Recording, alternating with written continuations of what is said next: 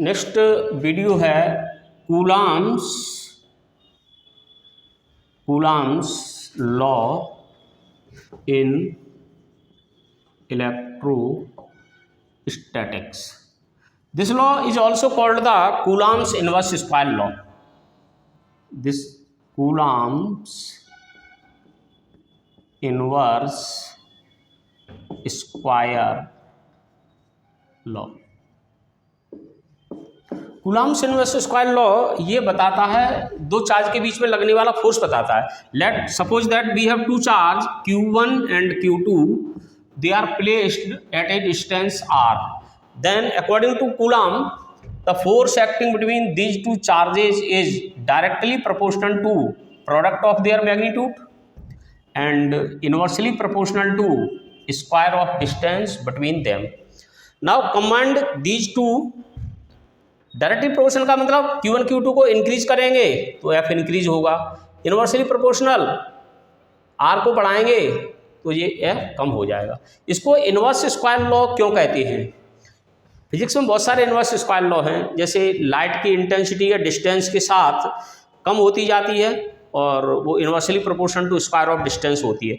इसी तरह से ये कूलम्ब्स लॉ है, ये चार्ज के कारण जो फोर्स लगता है दो चार्ज के बीच में वो inversely proportional to square of distance होता है, इसीलिए इसको कहते हैं Coulomb's inverse square law. Now combining these two we get F proportional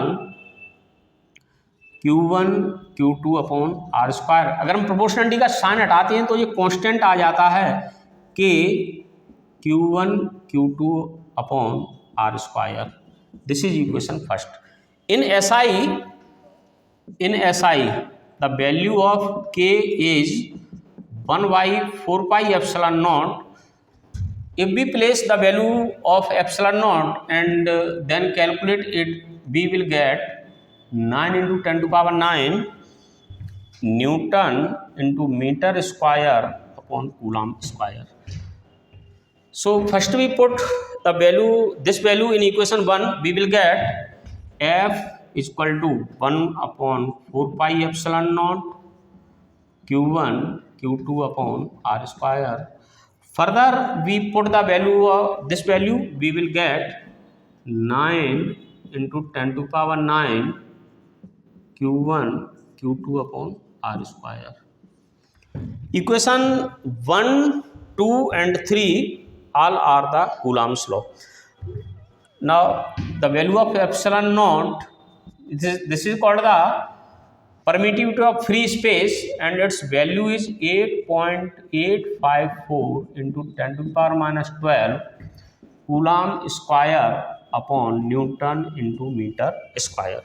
So this is the Coulomb's law in electrostatics और Coulomb's inverse square law.